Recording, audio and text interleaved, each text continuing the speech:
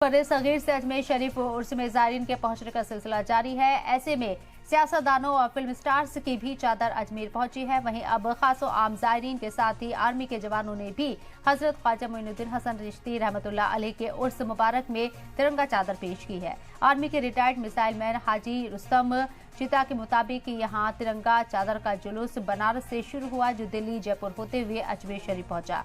तिरंगा चादर के जुलूस का अजमेर में जबरदस्त इस्तकबाल हुआ और इंडियन आर्मी के जवानों ने तिरंगा हाथों में लेकर वतन परस्ती के नारे बुलंद किए। इसी तरह ख्वाजा साहब की शान में भी नारे लगाते हुए चादर का जुलूस दरगाह शरीफ पहुंचा।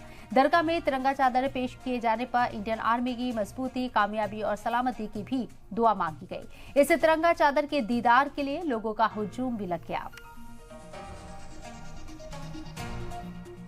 और ख्वाजा गरीबनाथ की बारगाह में अजमेर पहुंची है और इनका इस्तेमाल करने के लिए सेना के जवान, कर्नल, जनरल सब यहाँ इसको साथ लेके पहुंचे हैं। और ये तिरंगा चादर जो है बनारस से चल के लखनऊ, दिल्ली, जयपुर, अजमेर पहुंची है और इनका जो स्वागत किया गया है वो विजय स्मारक बजरंगगढ़ पे किया गया है।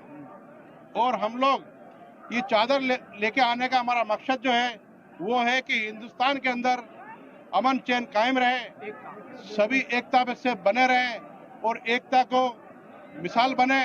सभी हिंदू, मुस्लिम, सिख, ईसाई हम भारत के 4 सिपाही हम सब मिलके और इस देश का नाम रोशन करें।